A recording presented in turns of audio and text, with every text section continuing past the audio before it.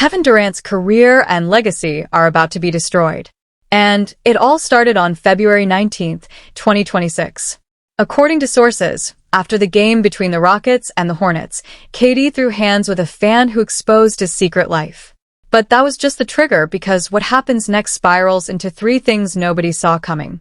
From the leaked KD files to the $90 million drone investment that somehow drags him into international controversy, and the 24-hour disappearance that had the NBA sending help to his door. We've all seen Kevin Durant get into it with fans on Twitter before. At this point, it's basically his secondary sport. But what went down after the Hornets game on February 19th wasn't your typical KD being sensitive moment. The Rockets were in town to play the Hornets. And on the court, KD was doing exactly what he was brought to Houston to do. He was torching them. He finished the night with a casual 35 points on 14 of 20 shooting, looking every bit like the 7-foot cheat code we've known for 2 decades. But while the box score was elite, the energy in the Spectrum Center was straight up toxic. See, the Get Higher 77 and burner account rumors weren't just a Twitter thread anymore. They had officially leaked into the real world, and the fans were waiting for him. Oh, and if you haven't heard of his current burner account scandal, don't worry. I got you. We'll talk about that real soon. But back to the game. According to insiders who were present in the arena, as the final buzzer sounded and the Rockets secured a 105-101 win, KD started making his way toward the tunnel. Usually, this is where you see the jersey swaps or the cool veteran walk-off. Not tonight. A fan, someone who clearly spent his entire pregame scrolling through the KD files, allegedly started screaming at KD about the burners, calling KD a coward and a little boy for hiding behind fake profiles to talk trash about his own teammates. Now, usually KD does that dismissive smirk and keeps moving. But that night, oof, things got crazy real fast. KD stops dead in his tracks. He turns around, ignores his security detail, and gets right into this dude's personal space. We're talking chest to chest, ready to land a punch type of confrontation. In fact, things reportedly got so loud that for a second, everyone thought we were about to see a 15-time All-Star throw hands with a fan. The Rocket security and arena staff eventually had to literally wedge themselves between them, physically shoving KD toward the locker room. But even as they were dragging him away, KD was fighting back, trying to get one last word in. That's when the fan says the craziest thing, and I quote, "Yeah, hide like a little boy, the way you do with your burner accounts." You could see it on KD's face. He didn't look angry anymore. He looked exposed. He looked like a man who realized the walls were finally closing in. It even gets worse when you realize that a couple days before that game, KD had already tried to shut down the rumors when Baron Shankar from a Houston Chronicle asked him point-blank about the burner account and the leaked DMs. And this was his response. I know you gotta ask these questions, but I'm not here to get into Twitter nonsense. I'm here to see and keep it pushing. But check the body language. Usually when KD is being cool, he's relaxed and dismissive. But in this clip, he's fidgety. His eyes are darting toward the exit, and he's doing that thing people do when they're caught in a lie but have too much to lose if they admit. But here's the thing. If you think this was just a one-time heat-of-the-moment thing, you're wrong. This has been building for weeks. Just look at the Detroit game back on January 23rd. The Rockets were playing the Pistons, and we saw the same weirdly defensive energy. That night, another fan on the sidelines said something to him, and KD absolutely lost it.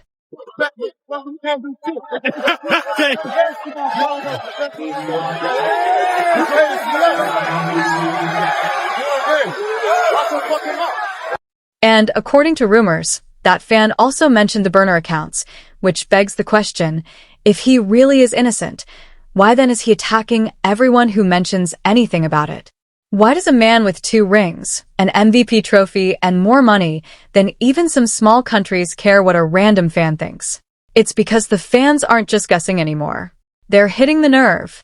They know about the secret life he's been living on X. And honestly, you have no idea how deep this rabbit hole actually goes.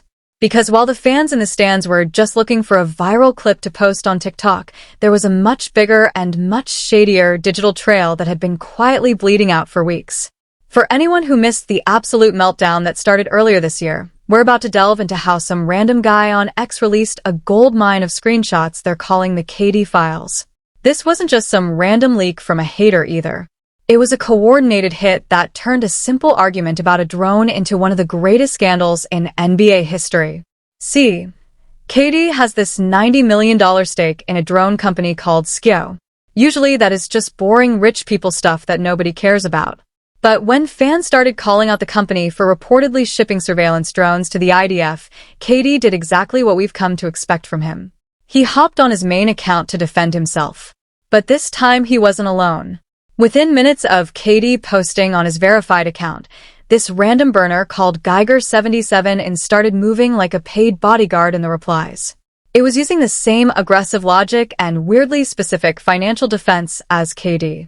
It was so synchronized it felt like watching a glitch in the simulation. That was the only opening a user named BasedFrog23 needed. This guy had been sitting on a gold mine of private group chat messages, and the second KD's main account went quiet, the KD files dropped. And don't even get me started on the proof, because it was too obvious. On KD's actual birthday, people started trolling the burner account and sending stuff like, "Happy birthday, bro." And the account was out here liking the tweets. He kept liking them for a solid couple of minutes before panicking and unliking everything. Like the whole world didn't just see it. Like, bro, what are we doing? You're a billionaire. Hire an intern. Hire a middle schooler. Hire literally anyone to manage the optics. Oh, but it gets worse. The owl incident. Yeah, we got to talk about the owl. Back in 2021, KD posted this super specific high-res owl pic on his main Twitter. 2 hours later, the burner account updated its header to the same owl, same crop, same lighting, same everything. Now, unless there's a secret underground society of 7-foot NBA superstars who are deeply obsessed with that exact bird, that burner account was KD. And then you look at the following list, guess what? Every single person following that burner account was also followed by the real KD. It's almost like he was daring us to connect the dots. But listen, the sloppy mistakes, that's funny.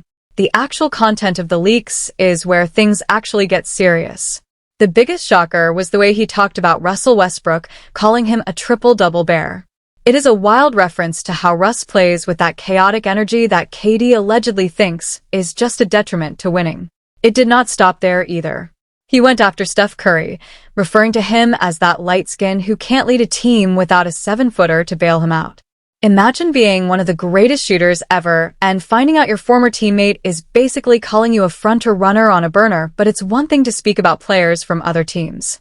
The real reason the Rockets are a ticking time bomb right now is how he talked about Jabari Smith Jr. The leaks showed messages calling his own teammate the R-word and complaining that the kid can't make a shot and was holding him back from another MVP. This is a 20-year-old kid who grew up with KD's poster on his wall, and his veteran leader is allegedly out here trashing him behind his back. He even went after his old Phoenix crew, comparing the duo of Frank Vogel and Dion Booker to Stalin, and because he thought their leadership style was too authoritarian. You have to wonder how a man with this much success still has this much hate in his heart for the people he is supposed to be winning with. And that's what makes this whole thing wild. You've got rings, you've got MVPs, you've got generational talent, and somehow you're still fighting randoms in the comment section.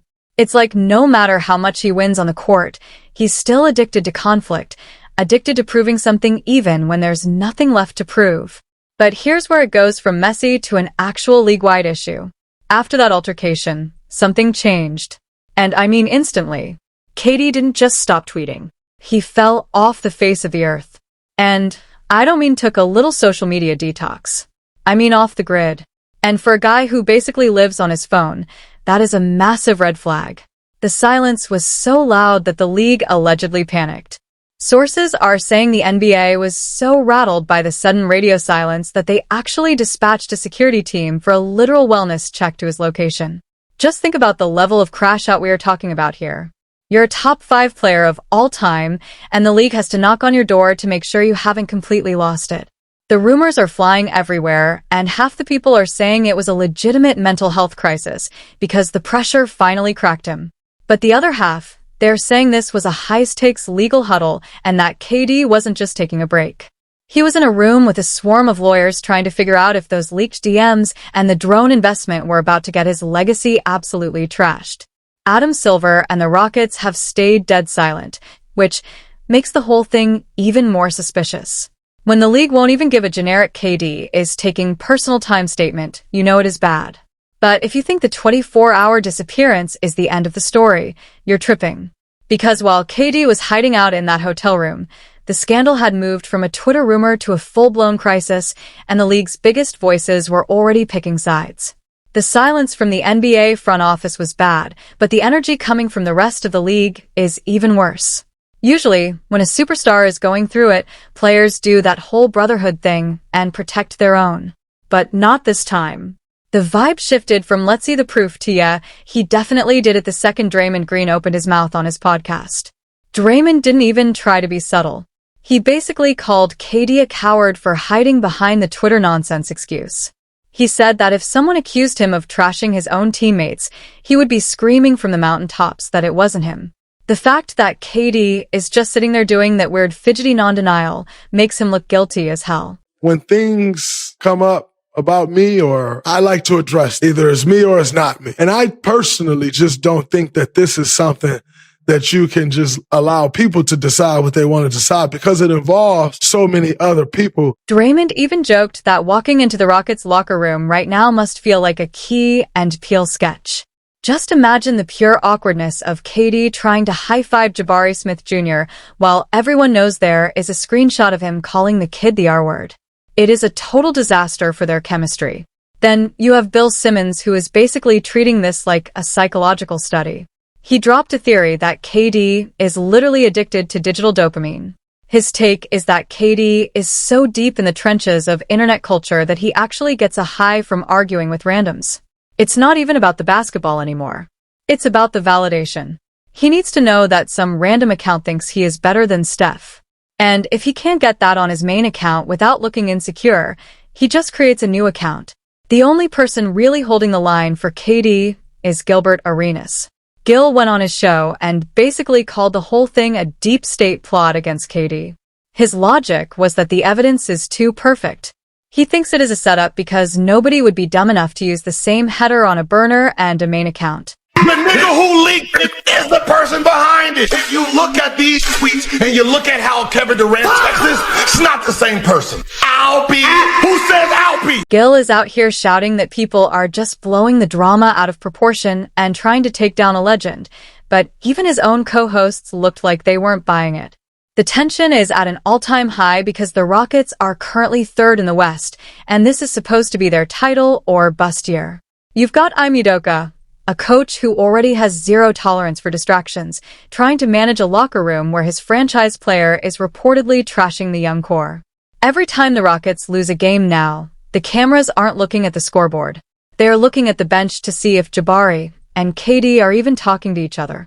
But see, the reason everyone is so quick to believe this recent leak is because this feels like a sequel to a movie we've already watched. You can't understand the 2026 crash out without looking at the blueprint. To see where this obsession with secret identities actually started, we have to go back to the year that changed the way we look at NBA superstars forever. I'm talking about 2017, and at the time, KD was on top of the world. He had just won his first ring and a finals MVP with the Warriors, but the internet was still calling him a snake and a cupcake for leaving OKC. Most people with that much hardware would just go on vacation, but KD was in the trenches. He replied to a random critic on Twitter, but he messed up the login. From his verified account, he typed he didn't like the organization or playing for Billy Donovan. His roster wasn't that good. It was just him and Russ. Then he followed it up with the line that became an instant Hall of Fame meme. KD can't win a championship with those cats. In his mind, he was sending those messages from the burner account. What makes this worse is that his defense was almost as wild as the tweets themselves. He tried to play it off as engaging with fans. He called the tweets childish and idiotic, but he wouldn't admit he had a list of burner accounts. He tried to normalize it, acting like he's just a basketball head who gets too passionate, but the damage was permanent. From that moment onwards, the sensitive superstar label wasn't just a joke anymore. It was his identity. The fallout changed the way we look at greatness. Suddenly, every positive comment about KD felt like a plant. And that situation turned into a permanent attachment to his name that followed him from Golden State to Brooklyn, and then to Phoenix. At this point, it's safe to say that KD's legacy is built on a decade of being one of the most difficult superstars in sports history. He's had this on and off relationship with the fans, especially after his drama with the OKC Thunder. After a 3-1 loss to the Warriors, KD signed with the very team that just humiliated him. A move that was so widely hated that it put him on the same level of public scrutiny as LeBron James with the decision in 2010. But while LeBron's decision was about power, KD's move felt like a surrender. Oh, and he didn't stop there. He left the Warriors the second things got weird and went to Brooklyn to form a super squad with Kyrie Irving and James Harden that turned into the biggest flop in league history. And then he started demanding trades like he was ordering DoorDash. First to the Suns, then to the Houston Rockets in June 2025. He jumped teams so much that the entire league already knew his pattern. He joins a team, gets bored or frustrated, and then nukes the locker room on his way out. But honestly, the whole Twitter thing is beyond just a hobby. And as Bill Simmons said, it's now an addiction. And if you want proof, during the All-Star weekend, while the rest of the world's best players were laughing and dapping each other up on the court, KD was physically isolated. There's even a viral clip of him literally folding himself in half, back hunched over, staring into his phone like his life depended on it. The funny thing is he has even admitted it once during a post-game interview. KD was asked if he preferred video games or Twitter, and this was his response. I'm gonna go Twitter. Because they don't deserve to hear this God level like talk I'm giving to them. Think about the ego you have to call your own toxic tweets God level talk. It's almost like basketball is his secondary job and his real career is being a Twitter influencer. Now, if you trace things back and look at the league's history, you'll discover that KD isn't even the first person to be involved in a burner account scandal.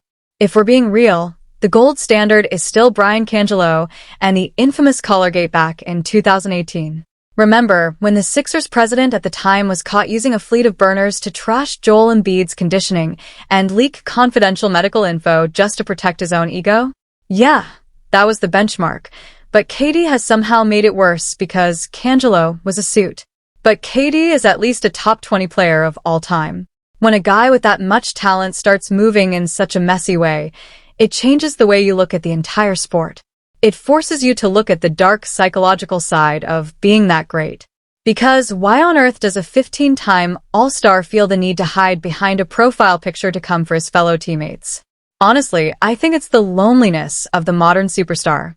Back in the day, Bird, Magic, and Jordan would just talk trash to your face, shower, and go home. They didn't need a digital dopamine hit at 3 a.m. from a random person in Nebraska. But the modern era is different. These guys are hyper-aware of their legacy every second of the day, and they're more insecure than we've ever seen. KD is basically a man who wants to be a regular person with regular opinions, but his fame is a prison he built for himself. He wants the freedom to be toxic without the consequences. And I personally think this whole scandal basically confirms every negative thing people said about his move to the Warriors in 2016. It proves that despite the rings and the MVPs, he's still that same guy who is chasing a version of himself that doesn't exist. The walls aren't just closing in on KD. They're closing in on the way we view the league. And if one of the greatest pure scorers we've ever seen is this miserable, what does that say about the rest of the NBA?